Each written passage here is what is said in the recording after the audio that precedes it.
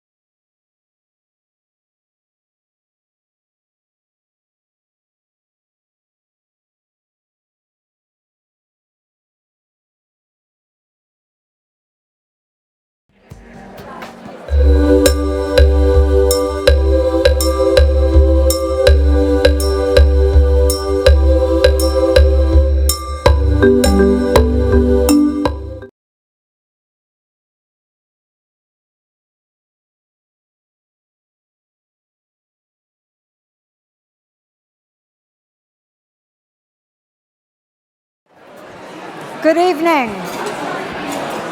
Good evening. Good evening. Weren't those awards terrific? Let's give one more bit of applause to the Vodafone awardees, the challenge.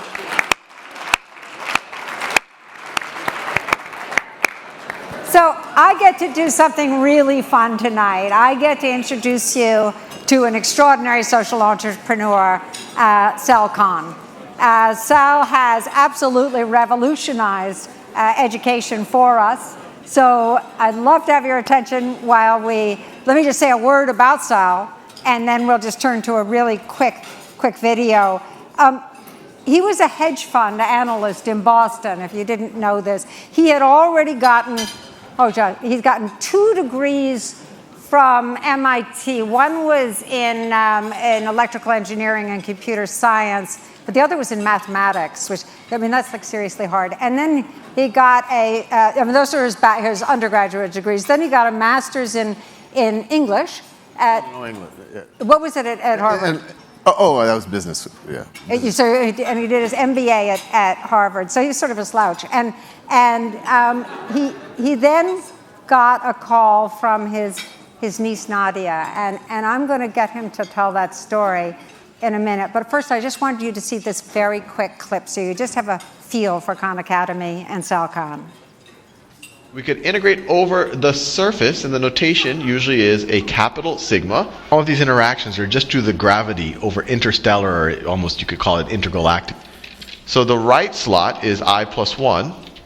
This animal's fossils are only found in this area of South America, a nice clean band here. They create the Committee of Public Safety, which sounds like a very nice committee. Notice, this is an aldehyde, and it's an alcohol. It's some type of an infectious disease. Exactly. So the key is when you start to look at data, you have to look at all aspects of it. Is their $30 million plus the $20 million from the American manufacturer. If this does not blow your mind, then you have no emotion. So I saw that, and I had never heard of Khan Academy. This was a couple of years ago. I saw that, and I ran home and took a course. And I'm getting smarter, Sal. I'm really getting smarter. So, but this all starts with you get a call from your niece, right? There you are, a hedge fund analyst. What happened? Yeah, it was fall cousin. of 2004, and I had just gotten married, and my family, my cousin, her 2 brothers, and my uncle and aunt were actually visiting me. I got married in New Jersey, and they were visiting me in Boston that summer of 2004, and just out of conversation, it turned out that Nadia, my 12-year-old cousin, the oldest of the 3, was having trouble in math. So I asked her about it. I said, what's going on? And she said, well, there's a placement exam at the end of 6th grade. She bombed it. It was apparently unit conversion, kilometers to meters, ounces to gallons that she couldn't get. And so I immediately told her, I said, Nadia, I'm just talking to you the last few days. You're a very bright young woman. I'm completely convinced that you would be able to get unit conversion. She seemed a little bit, she kind of viewed it as an empty pep talk, and I viewed it as a bit of a challenge. So I said, well, how about when you go back to New Orleans, we get on the phone every evening and we figure out some way to work with each other. And she agreed. And then for the next few months, really, every day after work for me, after school for her, we would get on the phone. We would use Yahoo Doodle, which allowed one person to write and the other person to see what they were doing to kind of start working through things. And it took about a month for her to get past unit conversion. Then I started getting her caught up with the rest of her class. Then she actually started getting a little bit ahead of the class, at which point I became what I call a tiger cousin. And I called up her school and I said, I really think Nadia Rahman should retake that placement exam from last year. And they said, who are you?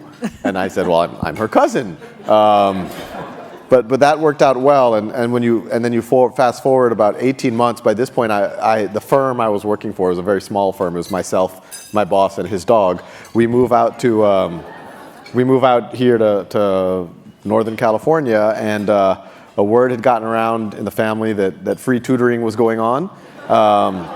And I found myself every day after work working with 10 or 15 family friends and cousins and whatever else. And at this point, the only, I guess, beginning of Khan Academy was I started to write some my background's in computer science, as you introduced, so I started writing these little exercises for them to practice on, on equations or converting fractions, whatever it might be. And I wanted to keep track of them. I didn't quite trust what they were telling me about how many problems they did or whatever else. So I put a database behind it. And and that was actually the first incarnation of Khan Academy before any of the videos. And then the videos first came about, literally, this was about 2 years after that first tutoring with Nadia. I was at a dinner party here in San Mateo, and I was showing the software that and I actually had called it Khan Academy at the time. There were no videos. And I was showing this to a friend, Zulfikar Ramzan, but I was saying, it's still hard for me to scale up. I can't do it the 10, 15 cousins that I could do with Nadia. And he said, well, this might be a silly idea, but how about you make some video tutorials and you put them up on YouTube? It might help your cousins. And I was immediately dismissive. I said, no, YouTube is for cats playing piano. It's not for serious mathematics. But I went home and got over the idea that it was not my idea, and I gave it a shot. So, but you quit your job and decided to go for this. That didn't happen. So this was, 2004, I started tutoring my cousins. Fall of 2006, I made the first videos. I literally put it on YouTube just as a place. It was kind of free hosting the videos. I started getting my cousins to watch it. I asked them what they thought of it, and they somewhat famously and backhandedly told me that they liked me better on YouTube than in person. And I took it as positive feedback, and I kept going. I kept making more and more videos, and then frankly, it just became clear that people who were not my cousins were starting to watch on YouTube. And even at this point, now we're in like 2007. It was still, it was like my hobby. We were here working in California, but East Coast hours. So just getting out of work, I was working from 5 a.m. till 2 or 3 in the afternoon. And so I found, and my wife was a medical resident, so I found myself with a lot of free time. And so I just kept making more and more videos. I started getting letters from folks, hey, this helped me with algebra. This is why I was able to pass calculus. This is what allowed me to go back to college. And so it's just exciting. And you fast forward to 2009. So a long time, I'm still keeping the day job. By this point, I did set it up as a not-for-profit. And even when I set it up as a not-for-profit in 2008, I didn't quite conceptualize that this is what I would do for a living. I kind of view this as a side project that maybe I could support in some way. But then by 2009, at that point, we had about 100,000 people per month using the site. I frankly had trouble focusing on anything else. And, and my wife and I, we kind of really thought seriously about it. We had some savings, not a huge amount, but it seemed not unreasonable to take a year off and try to see if we could figure out some way to get this off the ground. So fall of 2009 was when I actually quit my job to work on it full time. And your business plan at that point was to live on your savings until... No, the business plan had much more ambitious goals in terms of fundraising. But the reality was, the backup plan was, yes, we can live off of savings for about a year. Our son had just been born, so we were digging into savings to a tune of about $5,000 or $6,000 a month. But the hope was that, I was somewhat naive. I think anytime anyone starts anything, whether it's for-profit or not for-profit, there's a certain delusional aspect or naive aspect to what they're doing.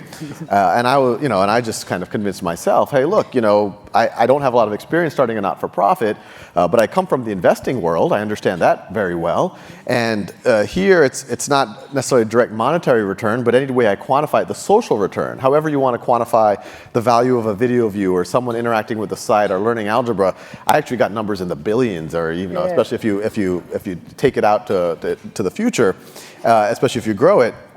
And so I was like, someone should realize the social return on investment here is just kind of off the charts. But I think like a lot of things, when I started, it was very unconventional, and people kind of had trouble pattern matching who I was or what I was doing. Right. So I'm going to turn to the fundraising piece for a moment, but and then get back to the question of what you learned about how we learn. But first, so I'm still on this business plan of living on savings for a year. Then what happened? Yeah, so I was talking to a lot of folks in fall of and winter of 2009, 2010. But I think the reality is that this Khan Academy thing was a strange entity. On one side, if you looked at the numbers, it was, wow, it's already reaching hundreds of thousands of people. This content is evergreen. It's already having something of a global footprint. We even had a little bit of kind of national press at that point. But on the other dimension, it's literally one guy operating out of a walk-in closet. Which isn't necessarily speaks well of the controls in place for the organization. And so I got a lot of folks who are kind of like, well, yeah, and there's a lot of, well, if this seems great, but how come no one else has supported this yet? How come? And they would say, Foundation X, Y, or Z. This seems right down their alley. How come they haven't? I was like, well, yeah, I'm asking the same question, but. You fast forward about 9 months, and frankly, I got pretty insecure about this whole decision, and I was, literally updating my resume, and we were getting, I was getting donations to the tune of about $500 a month through just $5 and $10 donations that were coming through the site, just from random users.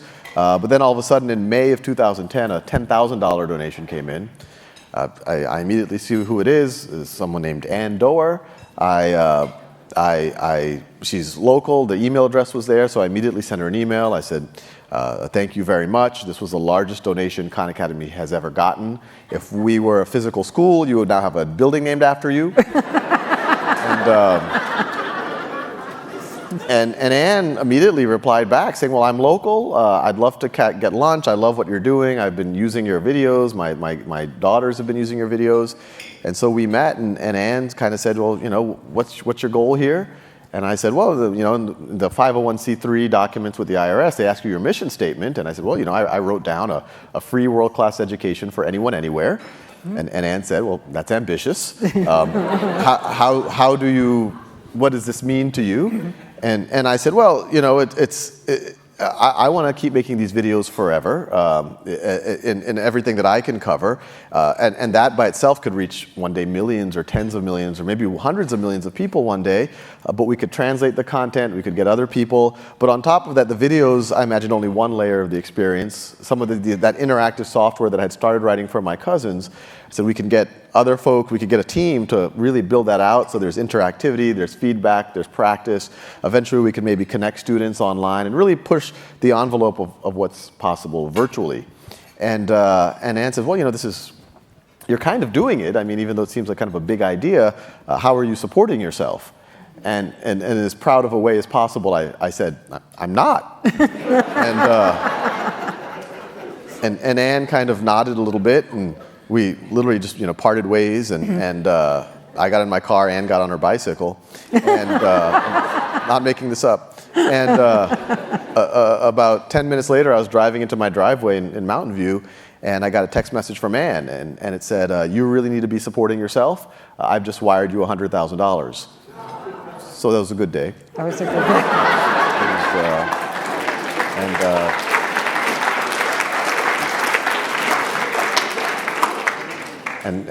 But then Ann was off it. I remember Ann and John Doerr are very involved in the Aspen Institute. They spend their summers in Aspen.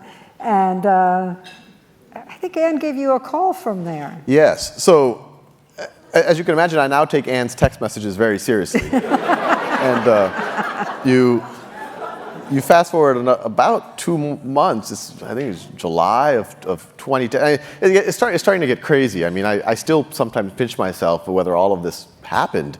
And I was running with a friend. I was kind of this virtual teacher guy, but I was fascinated by what could happen in a physical environment if it's not based on lecture anymore, if students are able to interact with each other. And so me and a friend out here in the Bay Area were running a physical summer camp to kind of experiment with these ideas for middle school students. And I had 6 kids playing a game of Risk, and then I had the other 20 kids trading securities based on the outcome of the game of Risk. And it's a very good game. And while that was happening, I got another text message from Ann, actually a series of text messages. And they read to the effect, and they're fairly cryptic because it's hard to kind of communicate on text messages. And she said, at the Aspen Ideas Festival in the main pavilion, Bill Gates is on stage, and last 5 minutes he's been talking about Khan Academy. And so I didn't know what to think about this. So I immediately boot the nearest 7th grader off of a computer, and I start looking for confirmation of this event that Anne is alluding to. And within a few minutes, I found, little people had already written little blogs, little tweets. They were, within a few hours, I was able to find a kind of a transcript of the event, and then the audio, and then later the video of the event came out. And yeah, by that evening I saw it was literally Walter Isaacson on like this, Walter Isaacson and Bill Gates, and Bill Gates just randomly starts talking about this new site he uses called Khan Academy. He uses it with his kids. He uses it for himself, which made me a bit nervous. That those videos were for Nadia, not for Bill Gates. But yeah, and then I frankly didn't know what to do after that. I didn't know what the protocol was. Do I call him? I'm assuming he wasn't listed. And you fast forward about 2 weeks, and they kept me in that kind of strange state where I knew this thing had happened, but I didn't know what to do about it.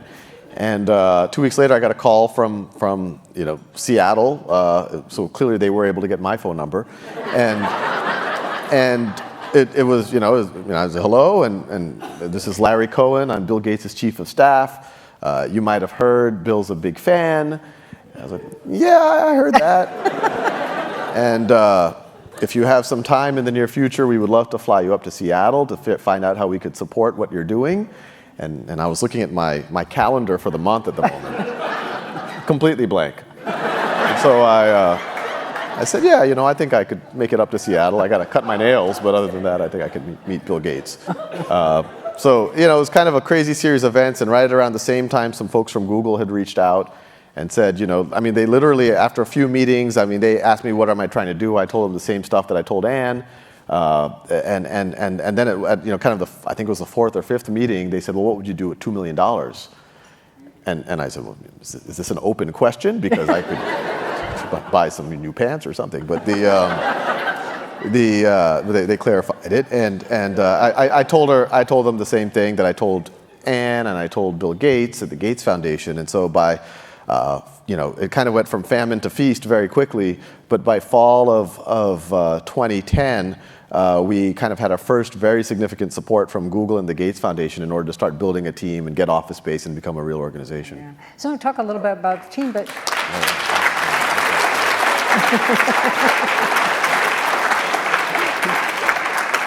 Part of the Google grant, though, was an understanding that you would go into, 23 languages, or what was the plan? The original, it was funny because I think, in one of those initial meetings I had with Google, I had talked to them, I told them exactly what I had told Anne. I want to continue building out the software platform, exercises, feedback, dashboards for coaches or teachers or parents, community functionality.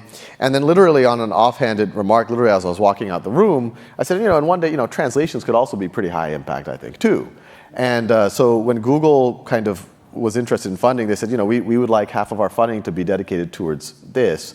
And so, yes, the initial grant was for the world's top 10 languages to start a translation project of the videos. And so that we've been working on that since that grant, and now we've had other support and other groups to work with us on that. And so today we have 4,000 videos in English, but we actually have 7,000 videos in other languages. And the goal is to make that, frankly, 40,000 or 100,000 videos in other languages. Yeah, you're in Mongolia, right? You've got a translator there. Oh yeah, no, that's probably the craziest story we've had. I used to talk at things like this and say, one day Khan Academy might be used in Mongolia, just kind of throwing out the furthest place on the planet I could think of.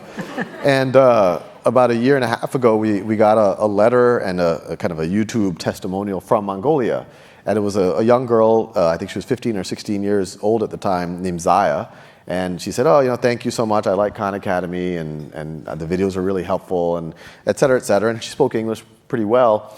And so I assumed, this is nice, but she must be middle class or upper middle class young girl to be able to have YouTube or whatever else, or access to Khan Academy. But then I read the email a little bit more carefully, and it turned out there was a group from the Bay Area, from Cisco Systems, that was using their vacation time to go out to orphanages in Mongolia and set up internet internet labs, computer labs.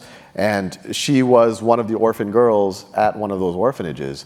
Good. And that by itself was kind of, crazy enough. But then on top of that, she's now become a major contributor of content in the Mongolian language. She has, I think, done over 100 videos in algebra herself.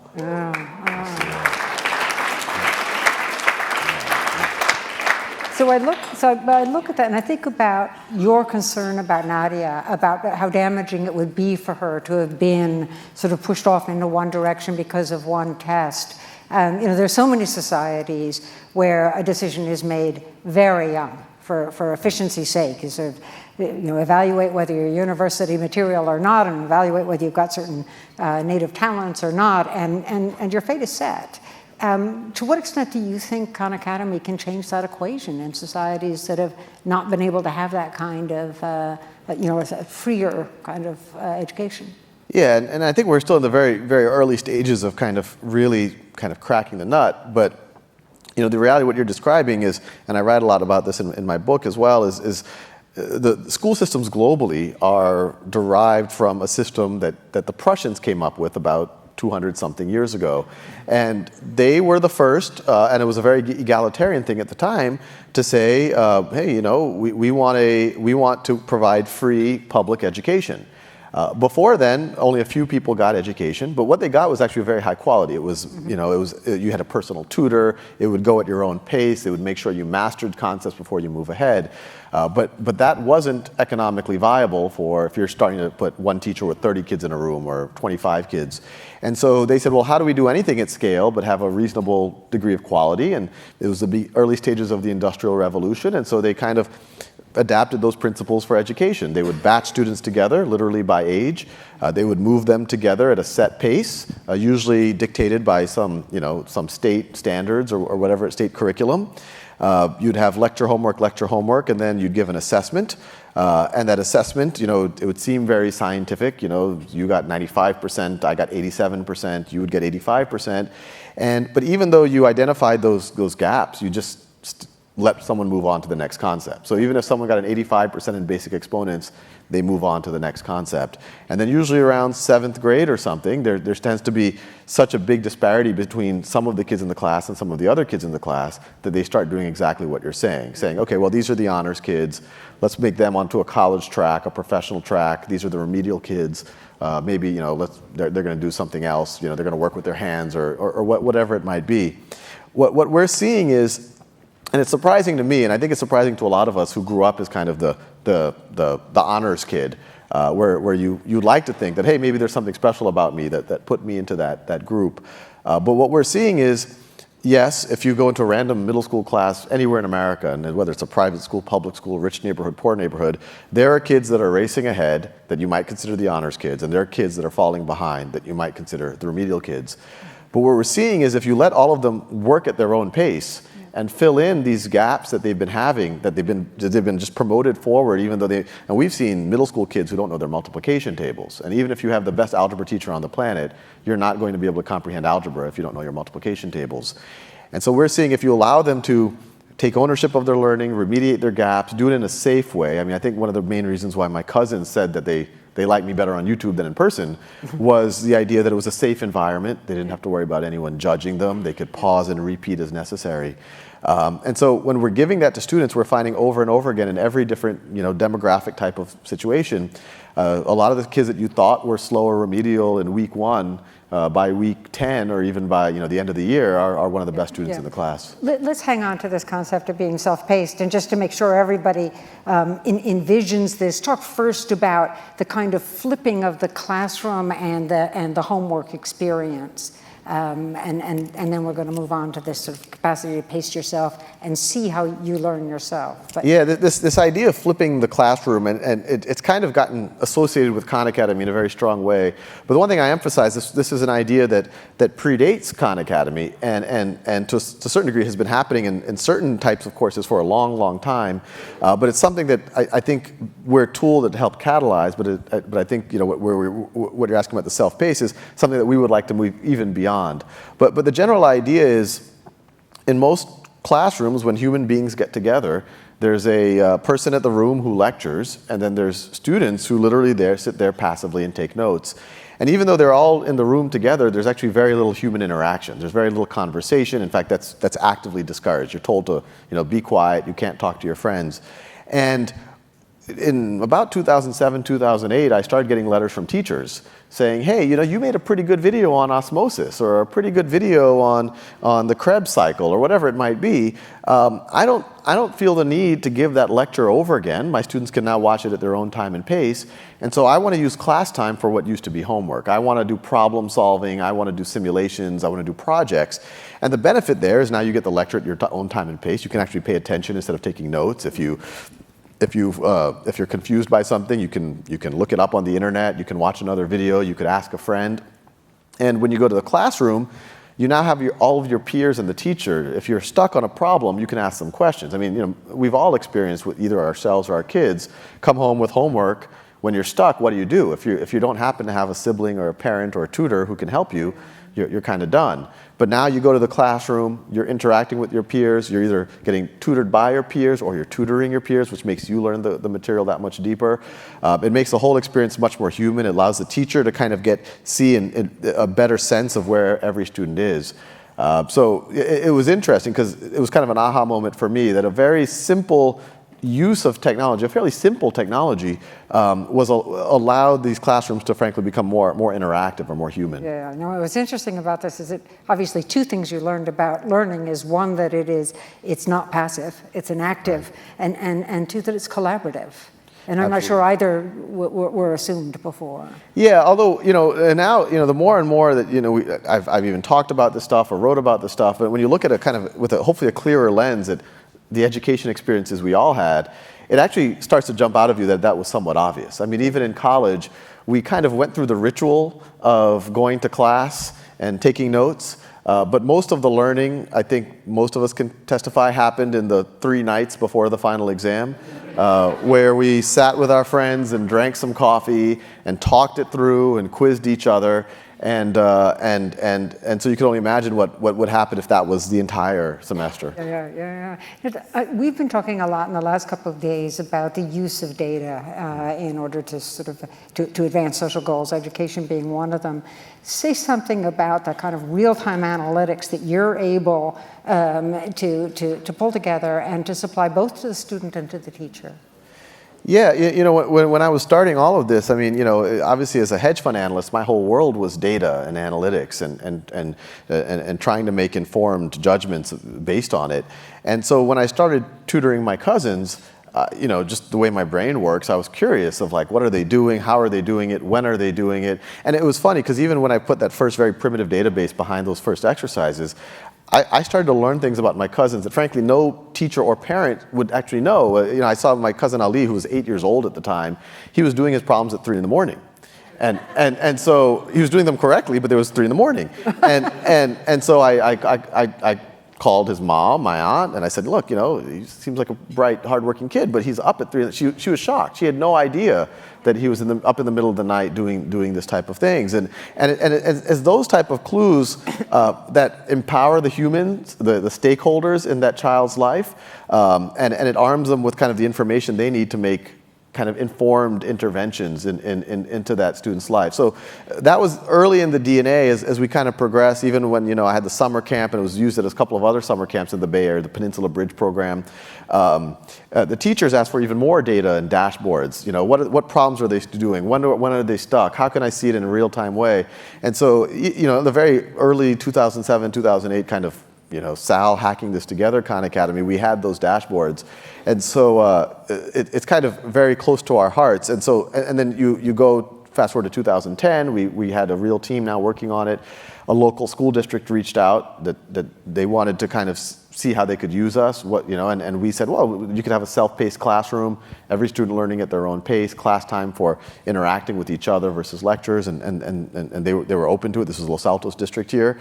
And so a lot of that was kind of collaborating with them to build these dashboards.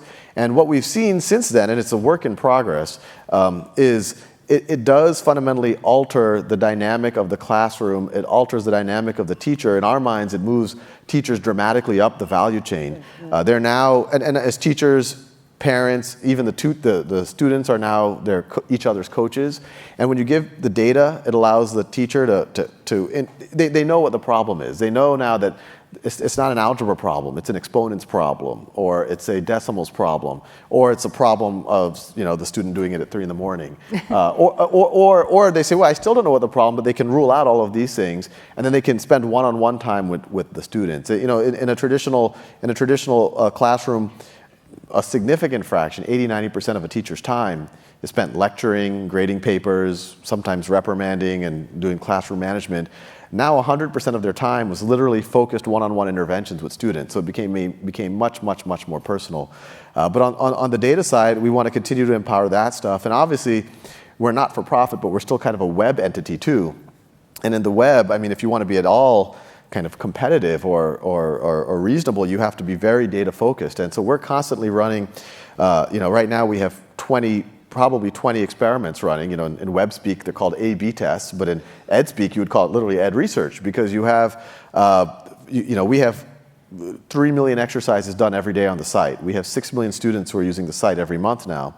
And so we can change the experience slightly for 5% of the students or 10% of the students, and we can see how does that affect retention, how does that affect their learning, how does that affect their time on the site.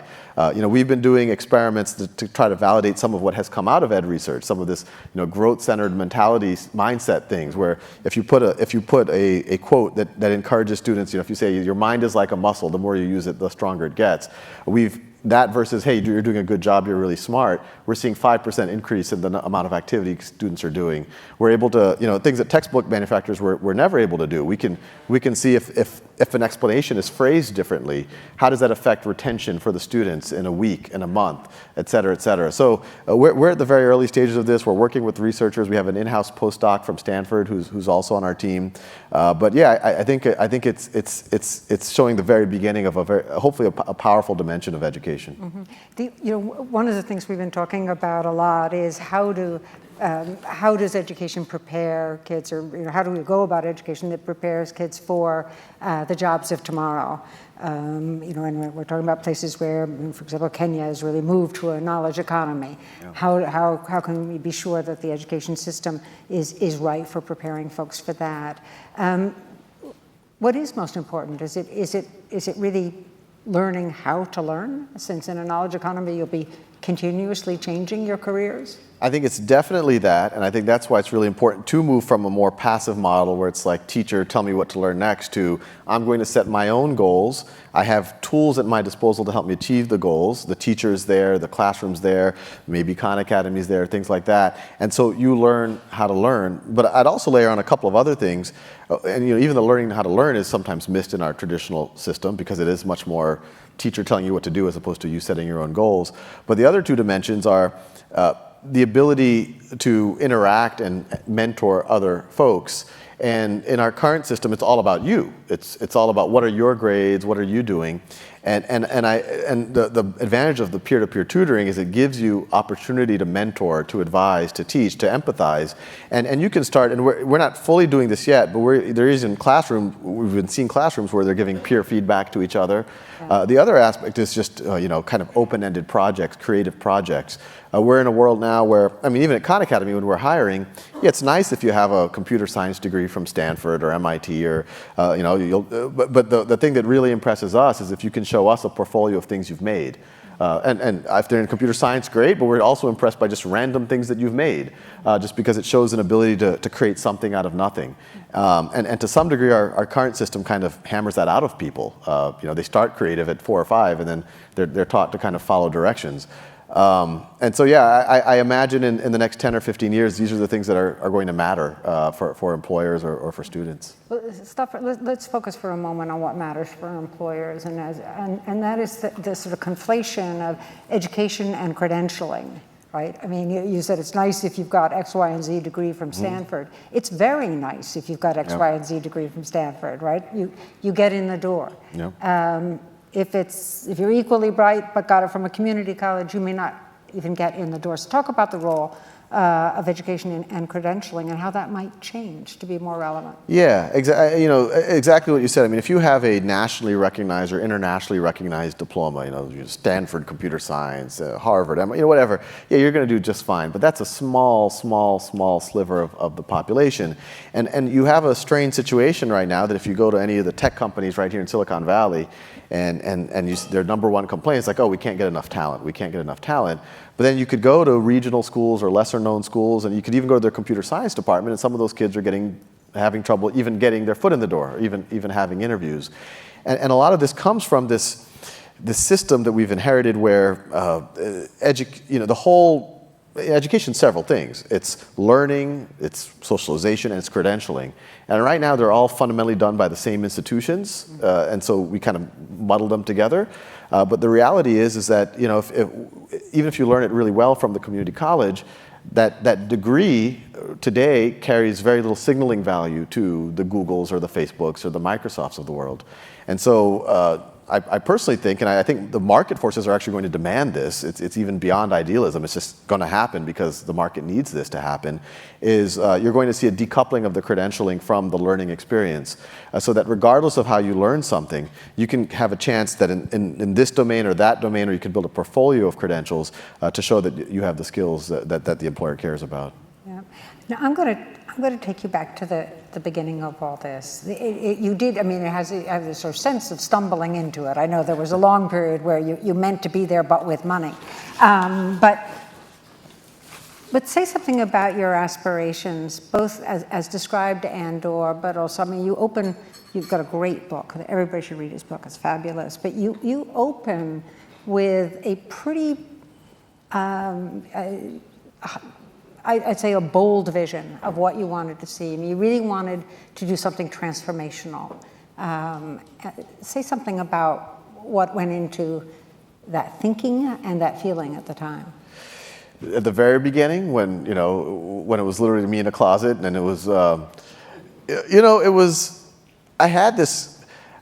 was getting these inklings that something, for lack of a better word, epic might be happening, because I was getting these random letters from folks, and I was getting letters. One person said that their entire family is praying for my family, and I was an analyst at a hedge fund. I wasn't used to this type of.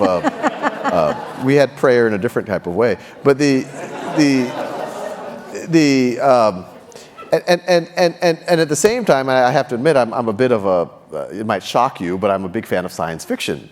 And when you read a lot of these books, and also the foundation books, Isaac Asimov, and I could list other ones, but that one especially, it does make you think about kind of a lot of these things that we just assume in life, the institutions of the world, the universities, the degree granting system, they're hundreds of years old, and we just assume that they're like laws of physics. But what's valuable about these science fiction books is they give you a bigger sweep of what's possible, and even they go to civilizations that aren't ours, and you start realizing how arbitrary a lot of these systems are. And you also realize that a lot of these systems actually came into place at inflection moments in history. Especially in North America, the European colonization of North America, that's when you had your Harvards and your Yales and your Princetons. Then you have the Industrial Revolution. That's where you have your land-grant colleges, the state universities. That's where you have your schools of engineering. That's where the MITs and the Stanfords come about. And now we are at a major, probably bigger inflection point than the other two.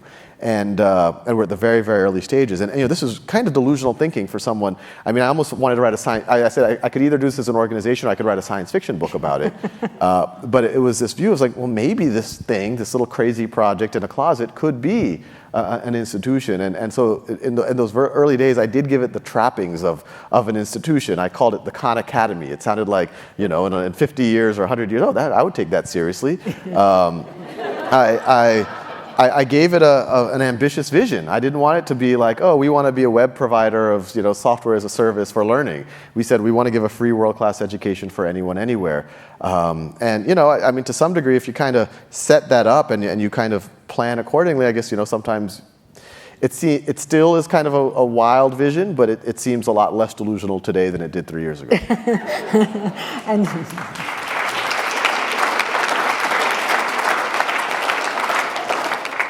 I wanted to ask you about just a couple other things. And one is, I've been really interested in your approach to hiring. I mean, number one, the first person you hired was your high school competitor. Yes. So that's, yeah. Yes. You want to share anything about that? Me and Abraham Lincoln, we have very similar. He hired all of his rivals. Right. Cabinet, for those of you who haven't watched the movie, or read the book. Shantanu, he's actually. It's funny because if you come to our organization, you would assume everyone from Louisiana is Indian, but in 10th grade, although the governor is now Indian too, so in 10th grade, I met Shantanu at an academic competition, and he was from another school in the parish. That's what they call counties in Louisiana, and I met him in the finals, and then he beats me. But in that conversation, it turns out that he was, despite being in 10th grade, he was a math class or two ahead of me. And I said, well, how did that happen? And he said, I just tested out of my math classes. And that just, once again, it just opened up my mind, and I went back to my school. I said, I would like to test out of my math classes. And they said, no, you can't do that. It's not.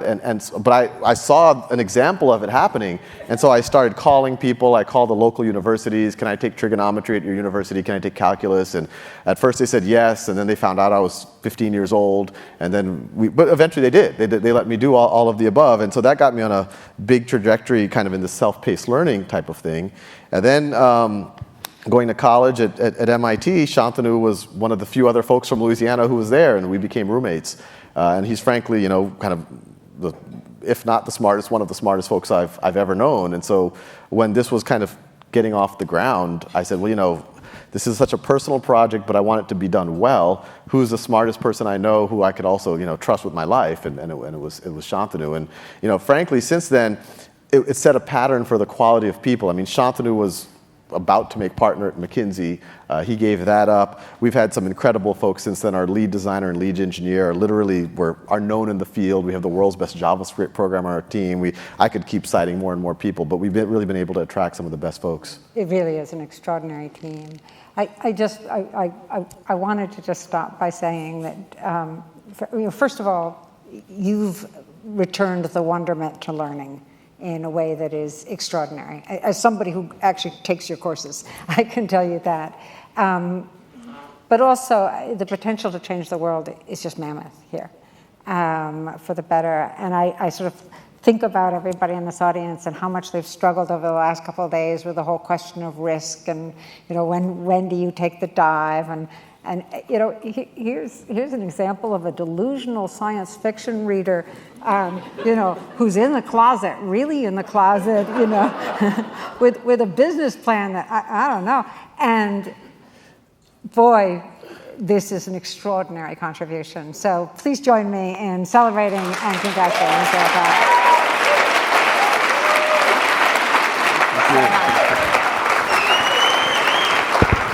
Thanks a bunch.